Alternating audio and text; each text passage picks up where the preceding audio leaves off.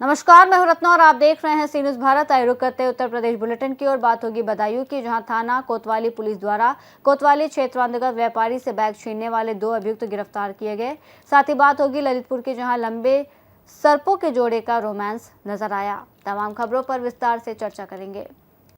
बदायूं में कोतवाली पुलिस ने व्यापारी से बैग छीनने की घटना का खुलासा करते हुए 2 अभियुक्तों को गिरफ्तार किया है। बता दें 28 अप्रैल की रात अंशुमन नामक व्यापारी से हुसैनी गली के पास स्कूटी सवार 2 लोगों ने बैग छीन लिया था, जिसमें करीब 2 लाख रुपए, 2 मोबाइल फोन और दुकान की चाबी थी। जिसके बाद थाना कोतवाली में मामला दर्ज किया गया था। पुलिस ने वरिष्ठ अधिकारियों के निर्देश पर सीसीटीवी फुटेज और मुखबिर की सूचना के आधार पर कार्रवाई करते हुए भरतपुत्र बंटी कश्यप और एक बाल अपचारी को गांधी ग्राउंड से गिरफ्तार किया और उनके कब्जे से 1,60,880 रुपए, घटना में प्रयुक्त स्कूटी और 2 मोबाइल फोन बरामद किए।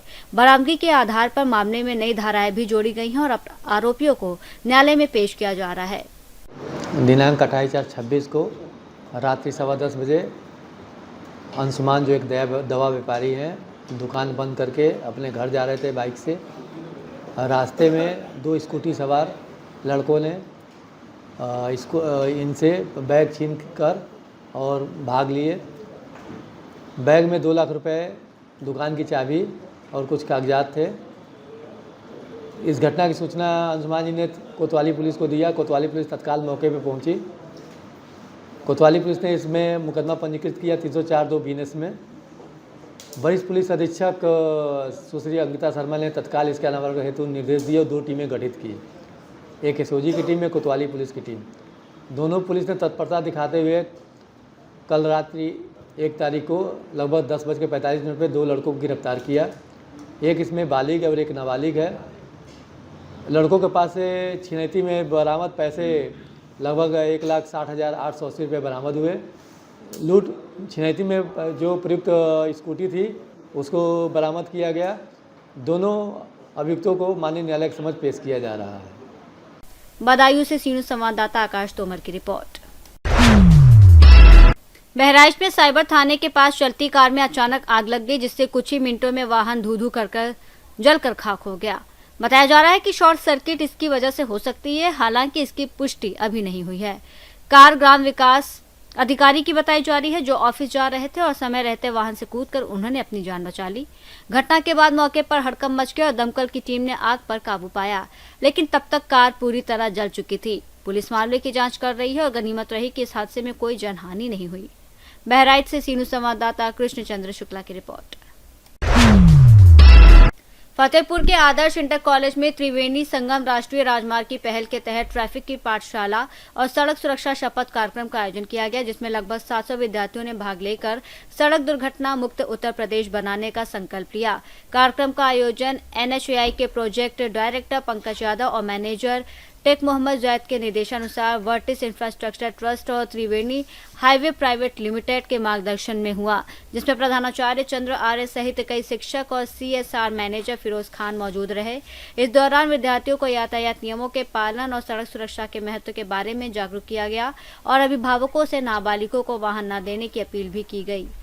दोस्तों, आज हम लोगों ने शासन की सर्वोच्च प्राथमिकता सड़क सुरक्षा जीवन रक्षा के अंतर्गत आदर्श इंटर कॉलेज में रोड सेफ्टी अवेयरनेस प्रोग्राम का आयोजन किया कि इसमें लगभग 1000 जो स्कूली बच्चे थे, इनको हम लोगों ने पम्पलेट के माध्यम से जागरूक किया और ये भी शपथ दिलाया कि आज के बाद अपने माता पिता को और स्वयं रोड सेफ्टी के नियमों का पालन करने के लिए इनको शपथ दिलाया गया। इनके साथ में जो हमारे आदर्श इंटर कॉलेज के जो प्रबंधक महोदय श्री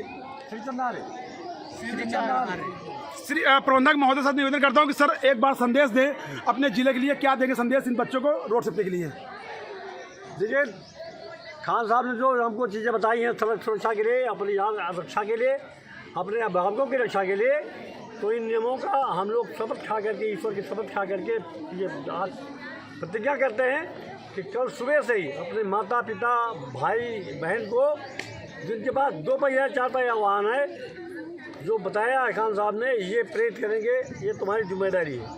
जैसा स्कूल के जो एचओडी हैं प्रबंधक महोदय ने कहा कि जो भी हम लोगों ने बताया है, जो कि Triveni Sangam highway private limited के जो लोगों ने बताया कि आपको आज के बाद अपने माता पिता को, अपने परिवार को, अपने गुरुजनों को सड़क सुरक्षा के लिए जागरूक करना, जिससे आने वाले समय में हमारा देश और हमारा राज्य उत्तर प्रदेश सड़क दुर्घटना युक्त नहीं बल्कि सड़क दुर्घटना मुक्त बने।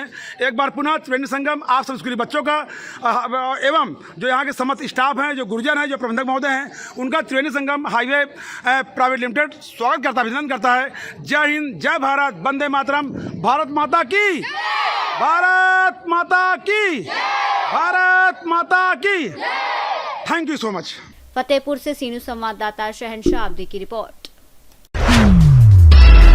उत्तर प्रदेश में ग्राम प्रधानों के कार्यकाल को बढ़ाने की मांग को लेकर अखिल भारतीय प्रधान संगठन की इकाई प्रधान संघ कासिमाबाद ने मुख्यमंत्री को ज्ञापन सौंपा है, क्योंकि वर्तमान पंचायतों का कार्यकाल 26 मई 2026 को समाप्त हो रहा है। प्रधानों ने मांग की है कि यदि समय पर चुनाव नहीं होते हैं तो प्रशासक नियुक्त करने के बजाय मौजूदा ग्राम प्रधानों का ही कार्यकाल बढ़ाया जाए, क्योंकि पूर्व में प्रशासक व्यवस्था के दौरान विकास कार्य प्रभावित होने और वित्तीय अनियमितताओं की शिकायतें सामने आई थी। इस मुद्दे पर कासिमाबाद ब्लॉक परिसर में आयोजित बैठक में सर्वसम्मति से निर्णय लिया गया कि सरकार से कार्यकाल बढ़ाने की मांग की जाएगी और जरूरत पड़ने पर आंदोलन भी किया जाएगा। बैठक में जिला अध्यक्ष रविंद्र सिंह यादव, अध्यक्ष रंजीत सिंह, हरेंद्र विश्वकर्मा, सुरेंद्र यादव सहित कई ग्राम प्रधान मौजूद रहे। गाजीपुर से सीनू संवाददाता रमेश की रिपोर्ट। कन्नौज जनपद के छिबरामऊ में संपूर्ण समाधान दिवस के दौरान सीमा पर तैनात एक फौजी की जमीन से जुड़े विवाद का मामला जिलाधिकारी के सामने आया, जिसमें ग्राम लालकपुर निवासी थल सेना के जवान संदीप कुमार ने आरोप लगाया कि विपक्षी संजीव कुमार द्विवेदी ने राजस्व कर्मियों के साथ मिलकर उनकी अनुपस्थिति में पैमाइश कराकर उनके प्लॉट की नींव तुड़वा दी। मामले की गंभीरता को देखते हुए जिलाधिकारी ने दोनों पक्षों की बात सुनी और फौजी के हितों की रक्षा के साथ न्याय सुनिश्चित करने के लिए नायब तहसीलदार को पुलिस बल के साथ मौके पर जाकर जांच करने के कड़े निर्देश दिए। अपना नाम बताएं। हमारा नाम संजीव कुमार द्विवेदी है। कहाँ रहते? मोहल्ला बनमारी नगर। हाँ, क्या मामला है, पूरी बात बताएं। मेरा एक ज़मीन लालकपुर में हमने खेत लिया था श्री अखिलेश पांडे से। विनीता जी के नाम बैनामा, इनके हमारी पत्नी के नाम बैनामा है, और 1 बीघा लिया था। और इनका गाटा 48 है, मेरा 49 है। जब दोनों लोगों का गाटा अलग अलग है तो ये मेरे गाटा पे कब्जा करने की कोशिश करते हैं। कौन? ये फौजी जो हैं, संजीव नायक फौजी। और जबकि इन्होंने लिखाया ना इनके नाम कोई दाखिल खारिज है, इन्होंने एक एसटी ज़मीन लिखाई वृंदावन की, और ना इनके नाम इंतखाब है। मेरे नाम इंतखाब भी निकल रहा है, मेरा 20 डिसमिल रकबा भी निकल रहा है, और अलग अलग गाटा है। ये अपने गाटा में जाए, हम अपने गाटा में जाए, और ये अपने गाटे में नहीं जा रहे, हमारे गाटे में घुस रहे, परेशान कर रहे हैं। क्या कह रहे हैं? रोज़ हमारे साथ सोशल मीडिया में बच्चों को भी बदनाम कर रहे हैं। सोशल मीडिया बच्चों को बदनाम कर रहे हैं, पेपरों में सामने दे रहे हैं कि ये ऐसे इन्होंने ऐसा किया, ऐसा न किया, जबकि कोई खाली जगह पड़ी है, प्लेन जगह पड़ी हुई, कोई बात नहीं।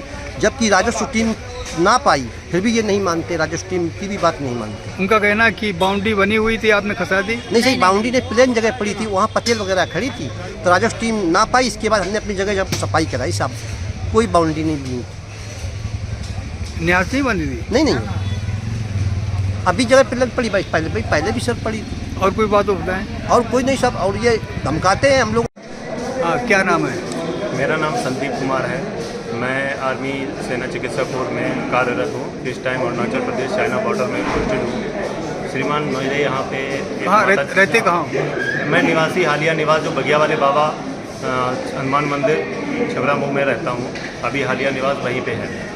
क्या पूरी घटना क्या बताएं? पूरी घटना श्रीमान जी ये है कि मैं 2 तारीख को मेरा प्लॉट का जो नींव भरा हुआ था, वो लगभग 20 साल पुराना नींव भरा हुआ, उसको तोड़ दिया गया साहब। और उसको तोड़ने के बाद में FIR करने के लिए प्रयास किया गया, लेकिन आज दिन तक कोई FIR नहीं हुई। हमारे पिताजी जो हैं, करीब उनकी उम्र 75 साल है, जो न्याय के लिए भटकते रहे, FIR के लिए भटकते रहे, लेकिन अभी तक उनकी कोई भी सुनवाई नहीं हुई है।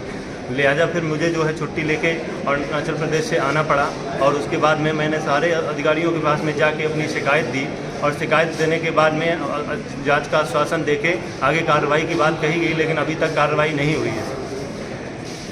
कहीं से कोई किसी प्रकार की सहूलियत नहीं मिली? अभी साहब कहीं से कोई सहूलियत नहीं मिली है।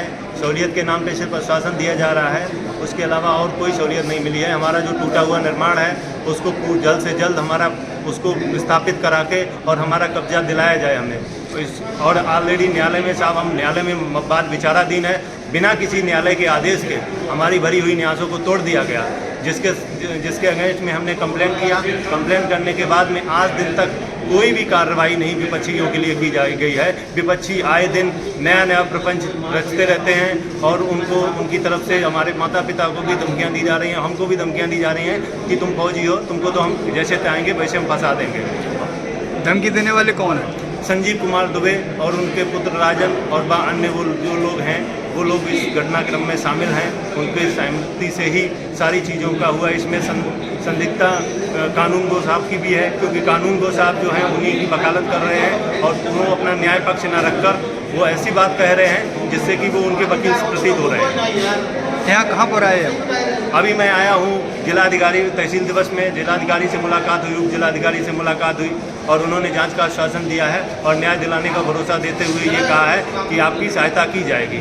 लेकिन जब तक न्याय नहीं मिलता है श्रीमान जी, हमको तब तक क्या ही यकीन होगा, क्योंकि हम दर दर भटकते रहे हैं। आज 2 महीने हो गए हैं कंप्लीट। 2 महीने के दौरान ना ही मेरी कोई सुनवाई हुई है और ना ही कोई शिकायत पे अमल करके कोई कार्रवाई की। जिलाधिकारी महोदय की बात से संतुष्ट हैं? जी, जिलाधिकारी महोदय से मैं पहले भी मुलाकात किया था, तो उन्होंने भी उस टाइम भी आश्वासन दिया था, जो एसडीएम साहब, सीओ और सारे राजस्व के कर्मचारियों को आश्वासन दिया था। लेकिन उन्होंने 1 हफ्ते का टाइम बीत जाने के बाद में आज मैं दोबारा थाना दिवस वो तहसील दिवस में आया हुआ हूँ, तब जिलाधिकारी महोदय से फिर हम अपनी पुनः जो है अपनी शिकायत को दर्ज कराया। क्या कहा उन्होंने? उन्होंने यही कहा है कि आपकी जो शिकायत है आपका समाधान किया जाएगा और जिस तरीके से आप जो जहाँ कब्जा था आपको दिला के और आपका आश्वासन दिया हुआ है कि आपकी बात को मानते हुए रखा जाएगा। कन्नौज से सीनियर संवाददाता महेश गौड़ पप्पू की रिपोर्ट।